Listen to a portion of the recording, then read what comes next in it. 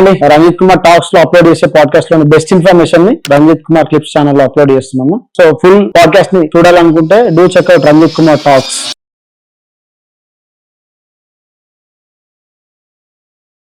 ఒకసారి డిప్రెషన్ యాంగ్జైటీని ట్రీట్ చేయడానికి కీటమైన్ అనే థెరపీ వాడతారు. అంటే లోవర్ డోస్ ఆఫ్ అనెస్థీషియా, తక్కువ క్వాంటిటీలో డోసేజ్ చేస్తూ వాళ్ళని స్టేట్ ఆఫ్ మనం మూడ్ చేంజ్ చేస్తూ వస్తారు. అంటే అది ఎట్లా ట్రీట్ చేస్తారు సార్, అసలు ఏమేమి వాడతారు, ఏం చేస్తారు? ఇప్పుడు ఇది మనము కిటమిన్ అనేది ఒక అనస్థీషియా మెడిసిన్ అండి. ఇది ఒక రకంగా బ్రెయిన్ ని ఒక గ్లూటమేట్ రిసెప్టార్స్ తోని ఒక యాంటోగనిస్ట్ గా పనిచేసే ఒక మెడిసిన్. అంటే ఒక బ్రెయిన్ ని స్టిమ్యులేట్ చేసే కొన్ని రిసెప్టార్స్ ని సప్రెస్ చేసి యాంటోగనిజం గా పని చేసుకుంటూ మన మూడ్ ని మార్చే ఒక మెడిసిన్. దీన్ని సబ్ అనస్థెటిక్ డోస్, అంటే మన అనస్థీషియాకి ఇచ్చేంత డోస్ కాకుండా తక్కువ డోసులో ఆ clinical condition, depression, suicide behaviour, acute behaviour problems ఏదైనా ఉన్నా కూడా ట్రైన్ అయిన సైకాట్రిస్ట్, దీన్ని ఎస్పెషల్లీ అడిక్షన్ సైకాట్రిస్ట్ అనుకోండి, లేకుంటే ట్రైన్ అయిన ఏ సైకాట్రిస్ట్ అయినా ఈ కిటమిన్ థెరపీని సబ్ అనస్థెటిక్ డోసెస్లో ఇస్తూ ఒక ఇన్ఫ్యూజన్ మెథడ్, డిఫరెంట్ మెథడ్స్గా మనం అప్లై చేస్తూ అప్పుడున్న ఆ కండిషన్ తగ్గట్టు ఇవ్వగలిగితే ఆ మనిషి యొక్క కాన్షియస్నెస్, తనకున్న సైకలాజికల్ కాన్షియస్నెస్ ఏంటి, నాకున్న ప్రాబ్లం తోటి స్టక్ అయిపోయాను, నెగిటివ్ థాట్స్ రిపీటెడ్గా రూమినేట్ అయిపోతున్నాయి, తిరుగుతూ ఉన్నాయి, అవి తప్ప వేరేది వ్యాపకం నాలో మైండ్లోకి రావట్లేదు, ఫోకస్ పెట్టలేకపోతున్నాను, ఇలాంటి సమస్యలతో ఉన్నప్పుడు ఈవెన్ సూసైడల్ అడిక్షన్, నాకు వేరే ఆప్షన్ లేదు, ఈ సమస్యకి ఇంకా సూసైడ్ తప్ప, ఎండ్ ఆఫ్ ద లైఫ్ తప్ప నాకు వేరే ఆప్షన్ కనిపించట్లేదు అన్న దాంతో ట్రాప్ అయిపోతుంది కాన్షియస్నెస్. ఇటువంటి సైకలాజికల్ స్టేట్ ని మనము ఎక్స్పాండ్ చేయాలి. ఒక నేరో అయిపోయింది, ఒక సమస్యకు, ఒక మూడ్కి మన యొక్క సైకలాజికల్ కండిషన్ నేరో అయిపోయింది. ఇక్కడ కొద్దిగా ఎక్స్పాండ్ చేయాలి. ఈ ఎక్స్పాండ్ చేయడం కంట్రోల్ వేగా, సైంటిఫిక్ వేగా జరగాలి. ఒక డ్రగ్ అడిక్షన్ మాదిరిగా ఎంత పడితే అంత ఇచ్చేలా కాదు. అండర్ ట్రైన్ అయిన డాక్టర్, సైకాట్రిస్ట్ చేతిలో ఇది కిటమిన్ అనేది ఒక రకమైన అమృతం లాంటి ఒక మెడిసినే. దీన్ని కరెక్ట్ కండిషన్ కి, కరెక్ట్ పర్సన్స్ కి మనం రిపీటెడ్ గా చేయడం వల్ల కొన్నిసార్లు సూసైడల్ ఆలోచనలు కంప్లీట్ గా తగ్గిపోయి వాళ్ళలో కొత్త రకమైన ఒక మంచి సైకలాజికల్ కండిషన్ కి వాళ్ళు ఒక రకంగా ఎక్స్పీరియన్స్ అయ్యడం వల్ల మళ్ళీ వాళ్ళు తిరిగి నార్మల్ సోషల్ లైఫ్ ని రీయాక్టివేట్ చేసిన సందర్భాలు చాలానే ఉన్నాయి. సో ఇది ఒక రకమైన డిప్రెషన్ కి ఉపయోగపడే ఒక మెడిసినే. సైంటిఫికల్ గా ఇప్పుడు ఇది దాదాపు చెప్పండి గ్రేడ్ 2 లెవెల్ గా మనం దీన్ని యూజ్ చేస్తున్నాం. రెసిస్టెంట్ డిప్రెషన్ కానీ ఏ ట్రీట్మెంట్కి మెడిసిన్స్, కౌన్సిలింగ్స్ లొంగని కొన్ని కండిషన్స్కి ప్రజెంట్ దీన్ని మనం వాడుకలో చేస్తున్నాం. కొన్ని యూనివర్సిటీస్లో, కొన్ని మెడికల్ సెంటర్స్లో even first episode of depression కూడా దీన్ని ఒక ట్రీట్మెంట్గా స్టార్ట్ చేస్తున్నాం. లేదు, ప్రజెంట్ ఉన్న యాంటీ డిప్రెషన్స్ మా మెడిసిన్స్ ఏవైతే ఉన్నాయో ఒక 2 వారాల నుంచి 8 వారాలు టైం పట్టొచ్చండి. దాని యొక్క మంచి యాక్షన్, యాంటీ డిప్రెషన్ యాక్షన్ రావడానికి ఇంత సమయం పడుతుంది. ఆ వ్యక్తి ఆల్రెడీ సూసైడల్ ఐడియేషన్స్ తో ఇబ్బంది పడుతున్నప్పుడు వెంటనే రెస్పాన్స్ రావాలి. ఒకటి, కొన్ని రకాలైన ఈసీటీ, న్యూరో ఇలాంటి ట్రీట్మెంట్స్ తో పాటు ఈ కిటమిన్ థెరపీ అనేది ఒక చాయిస్ గా మనకు అందుబాటులో వచ్చింది. సో ఇటువంటి ట్రీట్మెంట్ ని కంట్రోల్ వేగా సింపుల్ ఓపీడీ ప్రొసీజర్ కూడా చేసుకోవచ్చు. Need not to big setup, anaesthesia setups కూడా అవసరం పడకపోవచ్చు. బట్ ఎమర్జెన్సీ మెడిసిన్స్, కొన్ని రెస్క్యూ మెడిసిన్స్ మనం పెట్టుకొని జాగ్రత్తగా అండర్ అబ్జర్వేషన్ లో, డాక్టర్ పర్యవేక్షణలో ఇది మంచి ఒక ట్రీట్మెంట్ లాగా చేసుకోవచ్చు. సూసైడ్ ఆలోచన తగ్గుతాయి, డిప్రెషన్స్ కూడా తగ్గిన సందర్భాలు ఉంటాయి. ఎఫెక్ట్ సైజ్ కూడా యాంటీ డిప్రెషన్స్ కి ఈక్వలెంట్ గా వస్తున్నాయండి.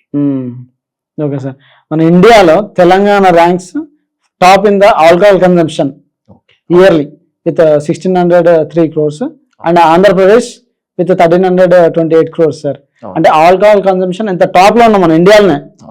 అంటే ఒక పర్సన్ ఒక ఆల్కహాల్ కు అడిక్ట్ అవ్వాలంటే అసలు ఆల్కహాల్ లో ఏమేం కెమికల్స్ ఉంటాయి, అసలు అది ఆల్కహాల్ తీసుకున్న పర్సన్ లో ఏమేం ప్లెజర్స్ ని డెవలప్ చేస్తే అసలు ఎందుకు అడిక్ట్ అవుతారు సార్?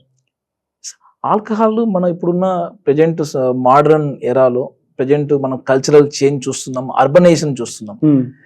ప్రీవియస్ ఒక 20-30 years తో పోలిస్తే మన హైదరాబాద్, విజయవాడ, వైజాగ్ లాంటి సిటీస్ ఎంత ర్యాపిడ్ గా డెవలప్ అవుతున్నాయి. సో మన ఎకనామికల్ కండిషన్ కూడా మారుతూ వస్తుంది. డెఫినెట్ గా మనము ఇప్పుడు now currently 4th largest GDP in the world మన ఇండియా. సో మారుతున్న ట్రెడిషన్, మారుతున్న అర్బనైజేషన్ తోటి కొన్ని అలవాట్లు కూడా మారుతూ వస్తున్నాయి, సెలబ్రేషన్స్ మారుతున్నాయి. సో సోషల్ డ్రగ్ గా ఆల్కహాల్, టొబాకో అందుబాటులో ఉన్నాయి. ఆల్కహాల్ అనేది ఒక ఇథేల్ ఆల్కహాల్ లాంటిది. ఇప్పుడు ప్రజెంట్ ఉన్న IMFL అంటారు, అంటే దీని ఒక బీర్, వైన్స్, IMFL ఇలా స్పిరిట్స్ అంటాం. ఈ 3 కేటగిరీస్ లో ఉండే ఆల్కహాల్ ఫామ్ ఇథేల్ ఆల్కహాల్ లాంటిది, ఇథనాల్ అంటారు దీన్ని. దాన్ని ఏమంటారంటే ఒక ఫర్టిలైజేషన్స్ లేకుంటే ఒక కంట్రోల్ వేగా, ఒక లీగలైజ్ వేగా ఈ యొక్క ఆల్కహాల్ ని తయారు చేస్తూ ఉంటారు. పర్సెంటేజ్ ప్రకారంగా 4% 4 to 5% బీరు, స్ట్రాంగ్ బీర్ అయితే అప్ టు 8% దాకా ఉంటుంది. వైన్స్ అయితే 8 to 12%, రెడ్ వైన్ ఇలాంటివి అంటే ఒక 12 to 14% దాకా ఉంటాయి. అంటే ABV, ఆల్కహాల్ బై వాల్యూమ్ లాగా చెప్పాలంటే. స్పిరిట్స్ అంటే అబౌవ్ 35% 40% దాకా అబౌవ్ గా ఉండొచ్చు. రమ్, జిన్, వోడ్కా ఇలాంటివి, ఇవన్నీ కూడా ఆల్కహాలే. ఈవెన్ ఇవి కాక కంట్రీ మేడ్ లిక్కర్, టాడీ, ఇవి కూడా ఆల్కహాలే. జనరల్ గా ఒక అపోహ ఏమిటంటే చెట్లతో వచ్చింది కదా, న్యాచురల్ కదా, ఇది ఆల్కహాల్ కాదు, ఆల్కహాల్ కింద మేము కన్సిడర్ చేయం. నో, దాంట్లో కూడా పర్సెంటేజ్ ఆఫ్ ఆల్కహాల్ ఉంటుంది. ఓకే, అది fermented way of the carbohydrates. ఏ చెట్టు, తాటి చెట్టు ఏదైనా సరే ఒక 7% నుంచి 14% దాకా 18% దాకా టాడీలో ఉంటుందండి. సో ఆల్కహాల్ ని ఒక రకంగా ఏమంటే స్టెరిలైజ్ కాకుండా, అంటే స్టెరిలైజ్ లేకుండా ఉంటే కంటామినెంట్స్ ఎక్కువ ఉంటాయి. ఆ కంటామినెంట్స్ ఏంటంటే పొల్యూటెంట్ లాగా. ఇవి మిథనాల్ లాంటి పొల్యూటెంట్స్, కొన్ని ఈ రకం కంట్రీ మేడ్ లిక్కర్స్ లో కొన్ని కొందరు కలుపుతారు. కొన్ని మెడిసిన్స్ కూడా నిద్ర మత్తు కలిగించేలాగా కొన్ని టాబ్లెట్స్ కూడా కలపడం స్టార్ట్ చేస్తున్నారు ఈ మధ్య కాలంలో. సో ఇవన్నీ కూడా ఆ వ్యక్తిని తొందరగా మత్తున బారిన పడడం, అడిక్షన్ బారిన పడడం చేస్తుంటాయి. ఆల్కహాల్ ఎలా అడిక్షన్ దారి తీసేస్తారన్నప్పుడు, ఇందాక అన్నప్పుడు ఆల్కహాల్ కి స్పెసిఫికల్ గా ఒక్క టార్గెట్ అంటూ ఉండదు బ్రెయిన్ లో. ఇది దాదాపుగా ఒక 10 నుంచి 20 టార్గెట్స్ మనకు మాలిక్యూల్స్ టార్గెట్ అయిపోతుంటాయి. గాబా లాంటి రసాయనాలు, గ్లూటమేటు, డోపమిన్, నారెపినెఫ్రిన్ లెవెల్స్, వీటన్నిటిని కూడా ఇంపాక్ట్ చేస్తూ ఉంటుంది. మరీ ముఖ్యంగా ఏమిటంటే మనకు మిడ్ బ్రెయిన్ అనే ఒక వెన్నుదండం దగ్గర నుంచి, మిడ్ బ్రెయిన్ ఏరియాస్ దగ్గర నుంచి కార్టెక్స్, బ్రెయిన్ లో ఉండే ఒక కార్టెక్స్ ఏరియాస్ ఉంటాయి కదా, మీసో కార్టికల్ సిస్టమ్. దీంట్లో లింబిక్ స్ట్రక్చర్, ఒక న్యూక్లియస్ యాక్యుంబెన్స్ అనే ఏరియా ఒకటి ఉంటుంది. అది యాక్చువల్ గా మనిషి యొక్క ప్లెజర్ సెంటర్. నువ్వు ఏది ఆకలిలో ఉన్నప్పుడు తినే అన్నమైనా, దప్పిక దాహమైనప్పుడు తాగే నీళ్ళైనా, మనకు ఇంకాస్త మంచి ఫీలింగ్స్ తో చేసే మనం సెక్సువల్ యాక్టివిటీ అయినా, ఏదైనా ప్లెజర్ ఇవ్వాలి అంటే ఆ సెంటర్ లో కాస్త డోపమిన్ రిలీజ్ అయితేనే మనం పర్సీవ్ అవుతాం. అది ప్లెజర్ సెంటర్ లాంటిది, ఒక అనటామికల్ సెంటర్ లాంటిది అనుకోండి. సో ఇటువంటి సెంటర్ లో రిపీటెడ్ గా నువ్వు ఆల్కహాల్ ఎక్స్పోజ్ చేయడం వల్ల డోపమిన్ అనేది రెగ్యులర్ గా అంత క్వాంటిటీ రిలీజ్ కావాలంటే ఇంత ఆల్కహాల్ ఉండాలి అన్న ఒక థ్రెషోల్డ్ రీచ్ అయిపోతుంది.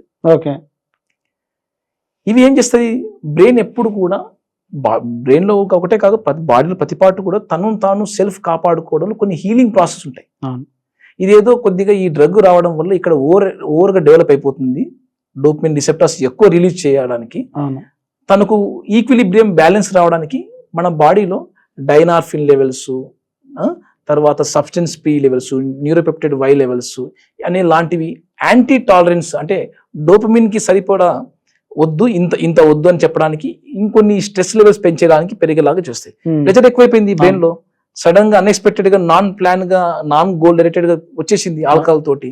సో బ్రెయిన్ ఏం చేస్తుంది, స్ట్రెస్ లెవెల్ పెంచే కొన్ని న్యూరో ట్రాన్స్మిటర్ రిలీజ్ చేసుకుంటారు, అంటే డోపమైన్ తగ్గించుకోవడానికి. దీనివల్ల తను అరే నాకు లాస్ట్ టైం తీసుకున్న 90 ml సరిపోవట్లేదు, ఎందుకు ప్రెజర్ నాకు ఇంకా రావట్లేదు, అప్పుడు వచ్చిన ప్రెజర్ రావట్లేదు. ఆ కిక్ చేంజింగ్ లో, ఆ ప్రెజర్ చేంజింగ్ లో ఎక్కువగా క్వాంటిటీ తీసుకోవాల్సి వస్తుంది. రాను ఈ స్ట్రెస్ లెవెల్ పెరగడం వల్ల ఏమైతే మిగతా ఏరియాస్ డిస్టర్బ్ చేస్తాయి. నీ క్వాలిటీ ఆఫ్ స్లీప్ తగ్గిపోతుంది, నీకు రెగ్యులర్ గా ఫుడ్ పైన ఎంజాయ్ చేసే ఫుడ్ గుణాలు తగ్గిపోతాయి. అప్పుడు మంచి బిర్యానీకి ఇష్టపడేటోడిని అప్పుడు బిర్యానీ వద్దు, మందే కావాలా. అప్పుడు ఇష్టమైన భార్యని, ఇష్టమైన ఫ్యామిలీని, ఇష్టమైన అమ్మ నాన్నని, సంథింగ్ పిల్లల్ని, చాలా వాళ్ళ కోసం నేను ఎంతైనా పనిచేస్తాను మోటివేషన్, వాళ్ళ సేఫ్టీ పక్క పెట్టిన నాకు మందు కావాలా, వాళ్ళు ఎంత కన్సర్న్ చెప్పినా కూడా నాకు ఇది కావాలి.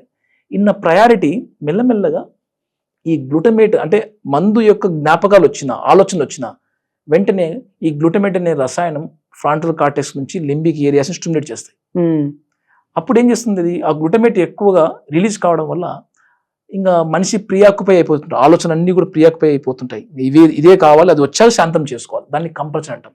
అంటే 2 పెగ్గులను తాగి నేను శాంతం చేసుకోవాలి, నా మూడ్ స్టేట్ నార్మల్ రావాలంటే ఆ గ్లూటమేట్ లెవెల్ వల్ల క్రేవింగ్ పెరిగిపోతుంది, కంపల్షన్స్ పెరిగిపోతాయి. అంటే కంపల్సరీగా నేను దీన్ని తీసుకుంటే నార్మల్ స్థితికి వస్తాను, నా నార్మల్ నిద్ర రావాలన్నా, నా నార్మల్ భోజనం తినాలన్నా, నేను నార్మల్గా నా హ్యాండ్స్ షేక్ కాకుండా నేను ఉండాలన్నా కూడా నాకు ఇంత క్వాంటిటీ ఆఫ్ ఆల్కహాల్ కావాలి అన్న స్టేట్, ఒక మూడు స్టేట్కి డెవలప్ అవుతాయి. Okay sir.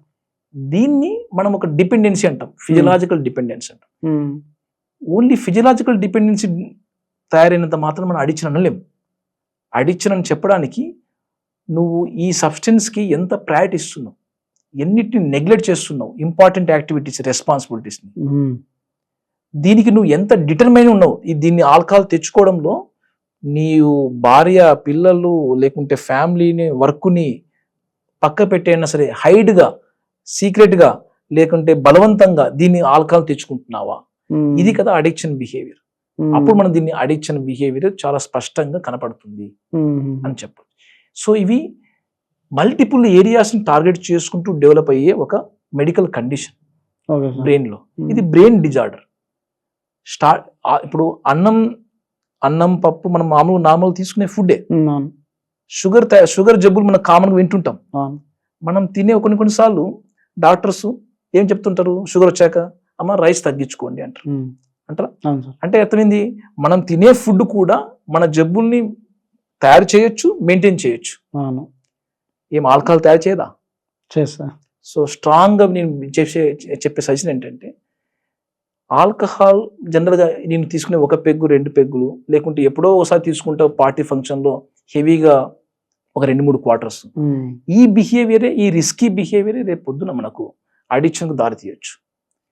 మనం తిండే మనకు జబ్బులు తయారు చేస్తున్నప్పుడు ఆల్కహాల్ తయారు చేయదని మాత్రం అనుకోమాకండి. సో అది కొందరికి 1 year తయారు చేయొచ్చు, కొందరికి 10 years తయారు చేయొచ్చు, కొందరికి 50 years కూడా తయారు చేయొచ్చు. బట్ ఆ ప్రాసెస్లో మనం ఉంటాం. ఓకే.